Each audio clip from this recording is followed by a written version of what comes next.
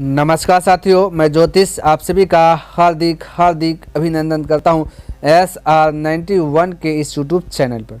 तो साथियों, आज के क्लास में देखेंगे ये जो आपका बुक से जो आपका लघु उत्तरीय प्रश्न पूछा जाता है, 2 मार्क्स का जो पूछा जाता है, और एग्जाम में जो आपको देगा 16 प्रश्न देगा, जिनमें से 8 प्रश्न जो कि आपको बनाना होता है। तो वही प्रश्न आज मैं आपको 16 प्रश्न जो कि बताऊंगा, 16 का 16 प्रश्न का आंसर दूंगा भाई, और इसको अच्छे प्रकार से लर्न कर लीजिएगा, क्योंकि ये जो आपका आज का क्लास जो होने वाला है ये आपके लिए मोस्ट इम्पोर्टेंट क्लास होने वाला है। ठीक है, तो बिना देर के क्लास को कर लेता हूँ स्टार्ट। तो देखिए प्रश्न क्या दिया, कहता किसे जो कि आत्मदर्शन होता है। ठीक है, किसे आत्मदर्शन होता है, ध्यान में रखना, माइंड में सेट करना। तो आंसर में लिखा कि जिस प्रकार बहती हुई नदियां समुद्र में मिलने के बाद अपना रूप त्याग कर समुद्र बन जाती है, उसी प्रकार जो व्यक्ति सत्य का खोज करते हुए शोक रहित होकर माया से मुक्त होकर ईश्वर में मिल जाता है, तब मनुष्य को आत्मदर्शन होता है। यानी ये कहता है भाई कि जैसे नदी जैसे समुद्र में मिलते हैं ना, तो उसका नाम तब नदी नहीं रहते, वो समुद्र बन जाता है। क्या बन जाता है? उसको समुद्र कहते हैं। ठीक है, और वही उसी प्रकार से जो व्यक्ति है ना, जो व्यक्ति सत्य का खोज करते हुए पहले शोक रहित होना पड़ेगा। शोक रहित का मतलब था मन से माया मोह को त्याग देना। ये मेरा भाई है, ये बहन है ना, ये पड़ोसी है, ये रिश्तेदार, ये सारा चीज को त्याग कर जो कि ईश्वर में लीन हो जाना। ठीक है, क्या हो जाना?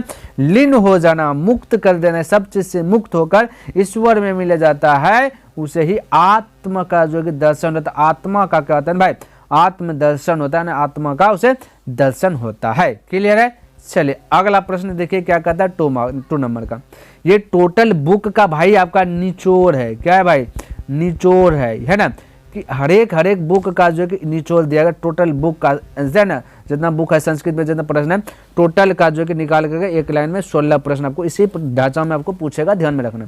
तो ये कहता है कि पाटलिपुत्र शब्द किस आधार पर जो कि प्रचलित हुआ। तो आंसर में लिखे कि पटना शहर के आसपास पाटल का मतलब था गुलाब की खेती प्रचुर मात्रा में होता था। प्रचुर का मतलब होता है भरपूर मात्रा में, बहुत ज्यादा मात्रा में। ठीक है, क्या होता था? गुलाब का खेती होता था। पाटल का मतलब हमने अभी बोला क्या चीज, गुलाब बोले या फिर गुलाबी बोले, कोई दिक्कत वाली बात नहीं। तो ना तो पाटल यानी कि गुलाब की है ना, गुलाब का क्या कहता है? गुलदस्ता। क्या भाई? गुलाब जो वह पटना में ढेर हो रहा था, उसका गुलदस्ता बनाकर यहाँ से दूर दूर के जो कि देशों तक जाता था। यानी गुलाब पटना में ढेर हुआ, पटना में गुलाब ढेर हुआ, तो गुलाब का गुलदस्ता बनाया जाता था। कैसे? गुलदस्ता बनाया जाता था। बहुत सारा चीज जो कि बना करके अलग अलग जो कि देशों में अलग अलग जगहों में जो कि सप्लाई करते थे, यानी बेचते थे, है ना। और यही बेचने के दरमियान, बेचने के कारण ही उसी के आधार पर पटना शहर पूर्व में पाटलिपुत्र नाम से प्रचलित हुआ। वो जो बेच रहा था ना, तो सब ने उसको पटना को क्या बोल दिया? पाटल यानी पाटलिपुत्र बना दिया। ठीक है, पाटल से पाटलिपुत्र बना दिया। ठीक है, यानी पाटल का मतलब गुलाब, और उसका नाम रख दिया कि पाटलिपुत्र है। वहां पर गुलाब की खेती ढेर होती है, इसलिए उसका बोल दिया पाटलिपुत्र। क्लियर है? चलिए अगला प्रश्न। कहते मध्यकाल में पाटलिपुत्र 1000 वर्ष पुराना था, यह कैसे पता चलता है? कोई दिक्कत नहीं, कैसे पता चलता? हमने लिखा कि मध्यकाल में पाटलिपुत्र 1000 वर्ष पुराना था। वास्तव में इसका पता मुद्रा राक्षस, पहले जो राक्षस मुद्रा था ना, मुद्रा है ना, वो मुद्रा राक्षस नाटक से पता चलता है ना। तो 1000 वर्ष पुराना है, मध्यकाल में पाटलिपुत्र 1000 वर्ष पुराना है। कहाँ से पता चलता है? मुद्रा राक्षस के नाटक से पता चलता है। मध्यकाल में 1000 वर्ष तक पटना है ना जीर्ण शीर्ण का मतलब था टूटा फूटा अवस्था में पड़ा रहा। ठीक है, क्या टूटा फूटा अवस्था, जैसे तैसे अवस्था में पड़ा रहा। तो मुगलों के शासन काल में पाटलिपुत्र का पुनः उत्थान हुआ, यानी मुगलों के शासन काल में पाटलिपुत्र का जो है फिर से जो को उत्थान हुआ, टूटा फूटा सभी को जो कि मरम्मत करके जो कि अच्छे फ्रेश कर दिया गया। क्लियर है? तो ये बोला, तो इसका 1000 वर्ष पुराना कैसे पता चला? मुद्रा राक्षस से हमें पता चलता है। ठीक है, चलिए आगे 4th नंबर। कहता है कि निर्गतियों एवं अनाथों में आलसी को है ना, आलसी को प्रथम क्यों माना? कहता है जो गरीब लोग रहते हैं ना, जो गरीब लोग रहते हैं, असहाय लोग रहते हैं, और जो अनाथ लोग रहते हैं, जिसका पालन हरता नहीं रहता, जो अनाथ है, जिसको माँ बाप नहीं है, उसमें भी कहता आलसी सबसे पहले आते हैं। क्यों? ये बता। ऐसा लेकर निर्गतियों एवं अनाथों में आलसी को प्रथम इसलिए माना गया क्योंकि आलसी लोग भूख की अग्नि से जलते रहेंगे लेकिन अपना पेट भरने के लिए परिश्रम नहीं करते, है ना, भले ही भूखे पेट रह ले। तो भाई आलसी लोग, ये जो अनाथ देख रहे, जो गरीब देख रहे, निर्गतियों जो देख रहे, गरीबों लोग को जो देख रहे, ये भाई इसको जब भूख लगेगा तो कुछ ना कुछ काम कर लेंगे, भले ही ये 200 रुपया कमा करके जब तक 200 रुपया खत्म ना हो तब तक ये काम करने नहीं जाए, है ना, लेकिन ये किसी न किसी प्रकार से समझे तो अपना पेट भर लेंगे, चाहे गरीब हो चाहे अनाथ हो, ये पेट भर लेंगे। लेकिन भाई ये जो आलसी लोग रहता है, ये जो आलसी लोग रहता है, ये भूखा रहना पसंद करेगा लेकिन काम करना पसंद नहीं करता है, इसलिए इसको प्रथम स्थान पर रखा गया। ठीक है, चलिए अगला प्रश्न कहता है कि आलस्य सलाह, कहता आलस्य सलाह का खर्च क्यों बढ़ गया। ठीक है, तो आंसर में लिखे कि आलस्य सलाह में आलस्यों की सुख सुविधाओं को देखकर कम आलसी एवं कृत्रिम यानी बनावटी आलस्यों की भीड़ जुट गई थी। ठीक है भाई, वीरेश्वर ने, क्योंकि वीरेश्वर दयावान आदमी था, उसको लगा दया को भ्रमण कर रहे थे, उन्होंने देखा कुछ आलसी ऐसे हैं जो कि कमाना नहीं चाहते हैं और खाने के लिए उसको आगे में दे तभी खाते हैं, ऐसे नहीं करते, ऐसे जो कि नहीं खाना पीना खाते, भूखा रहना पसंद करते हैं। तो वीरेश्वर वाला हमने कहानी भी पढ़ा, तो वीरेश्वर को माया लगा, उन्होंने जो कि बोला जा भाई ढोलबाई वाला जा पीट दो, ऐलान कर दो कि जो भी आलसी व्यक्ति है ना उसको मैं जो कि मुफ्त में भोजन खिलाऊंगा और रहने के लिए भवन भी मैं दूंगा, ये बोल दिया। ठीक है, ये आपको क्या कर दिया, बोल दिया। और ये जा करके जो है ना मंत्री जो स्टाफ जिसको बोला वो जाकर पूरा जो क्या कर दिया ना, पूरा जो ऐलान कर दिया ऐसे ऐसे है। तो ये सुन करके भाई बनावटी आलसी भी पहुंच गए, झूठों का हम भी आलसी है ना, झूठ मूठ का आलसी हम भी है, हमें भी भूख में जो कि खिलाइए पिलाइए ये करने के लिए। तो भाई जो बनावटी आलसी पहुंचेंगे तो वहाँ पे ढेर ना आलसियों की संख्या बढ़ जाए, तो इसी कारण से आलस्य में क्या हुआ, खर्च में जो कि बेवजह बढ़ गया था। तो इसका पहचान कैसे किया था, आग लगा करके किया था। ठीक है, ये कहानी हमने बहुत विस्तार तरीके से बता दी है। के 6 नंबर कहता बृहदारण्यक उपनिषद में क्या वर्णित है, ये अनुस्वर ये नो जो है ना ये र का बगल में होगा, ध्यान में थोड़ा सा यहाँ पे दिखे, नीचे में जो वही है। ठीक है, समझिए।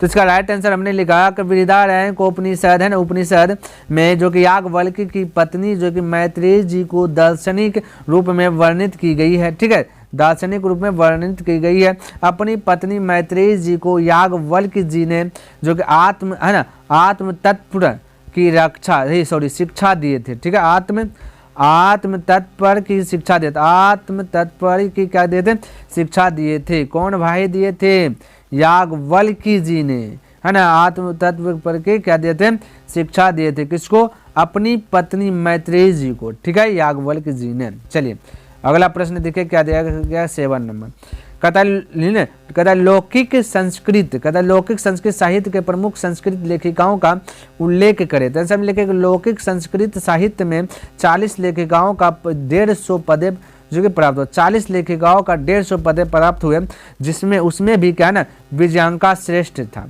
विजयांका श्रेष्ठ लेखिका थी। ठीक है, विजयांका जो कि सभी में से श्रेष्ठ लेखिका थी। इसके अतिरिक्त देवकुमारी का, रामभद्रम्बा, शीला भट्टारिका आदि भी ये सभी प्रसिद्ध थे, लेकिन उन सभी में से प्रसिद्ध विजयांका श्रेष्ठ लेखिका थे। ठीक है, चलिए अगला प्रश्न देखें।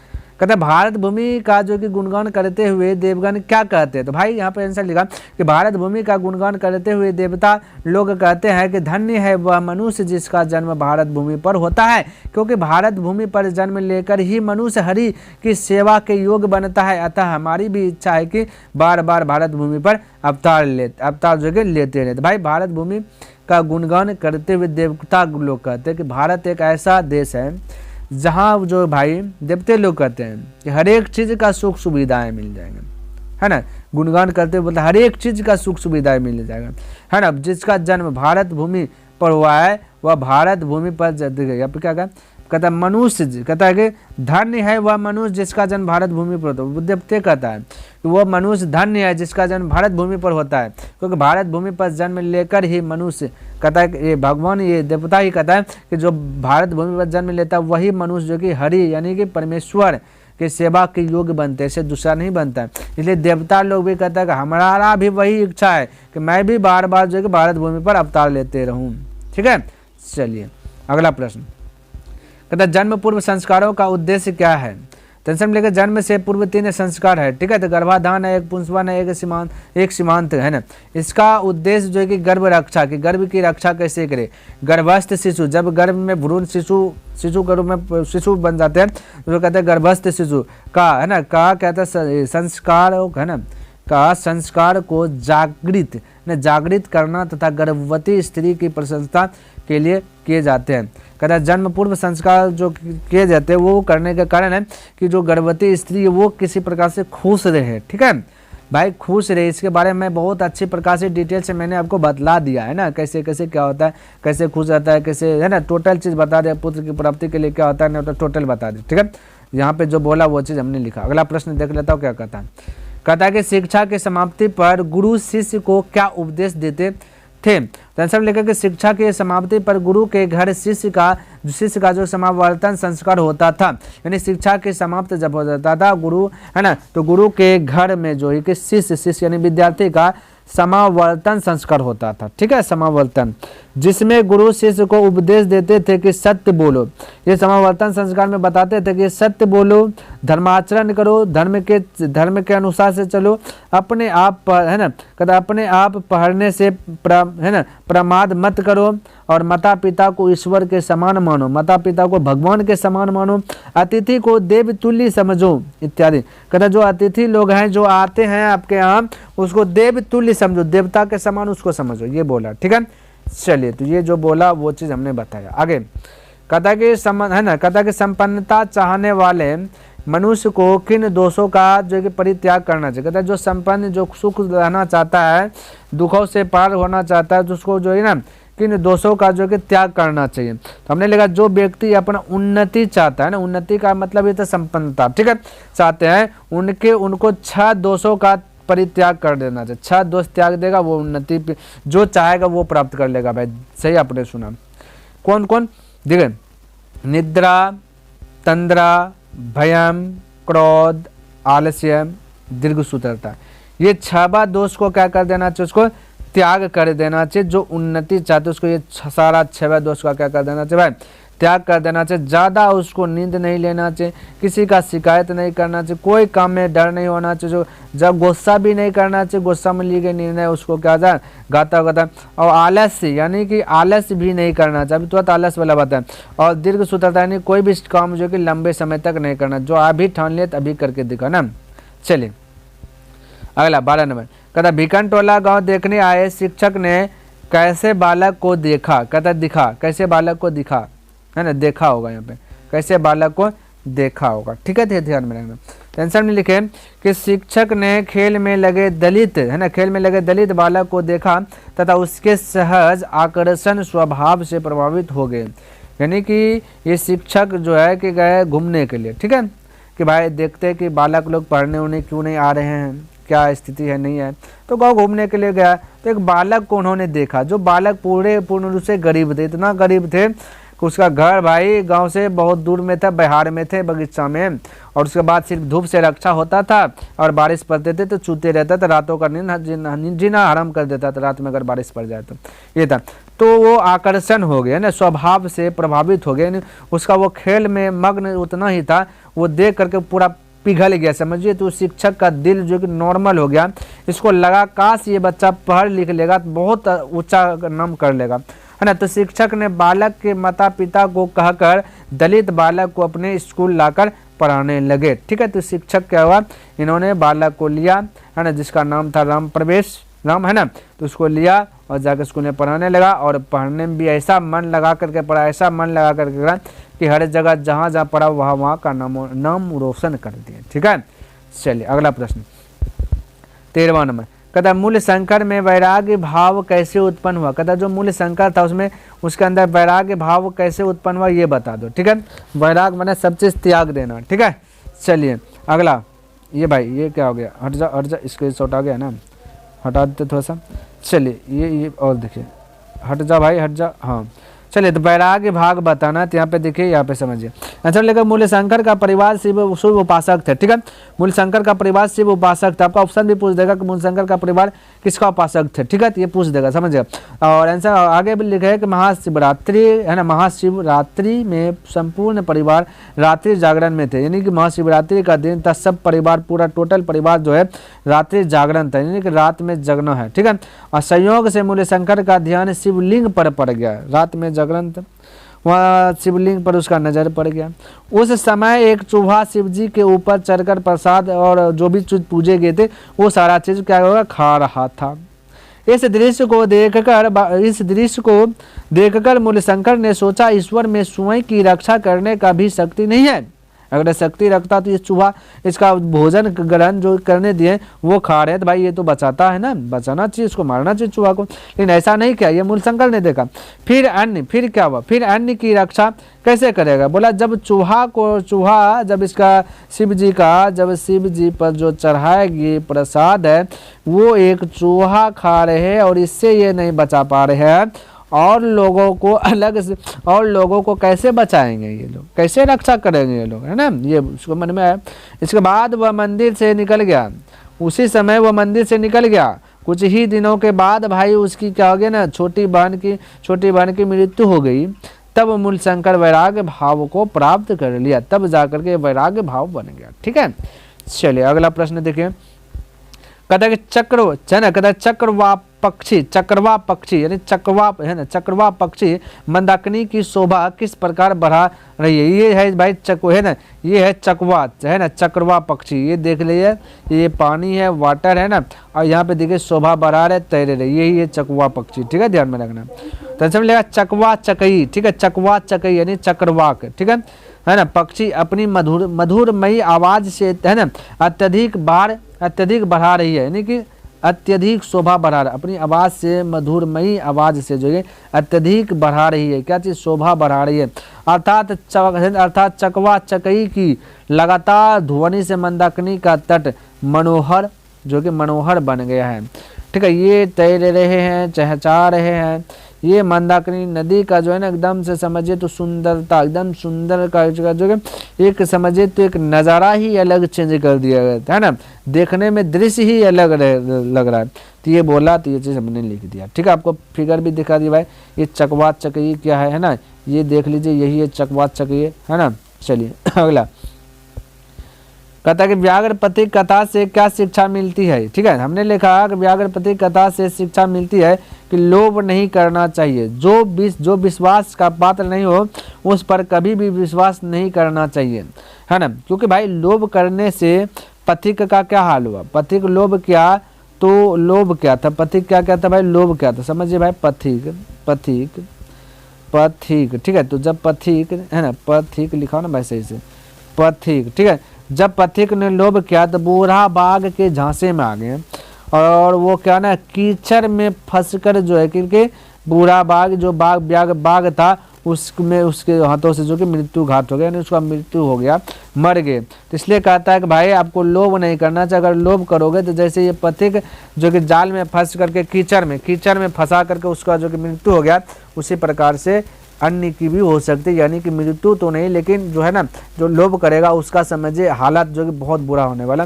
तो यही बोला, यहाँ पे हमने वही चीज़ लिखा कि व्याघ्रपति है ना, व्याघ्रपति कथा से शिक्षा मिलता है, क्या शिक्षा मिलता है ना, व्याघ्रपति कथा से शिक्षा मिलता है कि लोभ नहीं करना चाहिए, जो विश्वास पात्र नहीं हो उस पर कभी भी विश्वास नहीं करना चाहिए, जो विश्वास योग्य नहीं हो उस पर विश्वास नहीं करे। बाघ विश्वास योग्य है भाई, तो बाघ पे विश्वास कर ले, इसलिए आपको लगे कि इस पर विश्वास नहीं करना चाहे तो नहीं करना है, ठीक है, नहीं तो समझ लीजिए क्या होगा।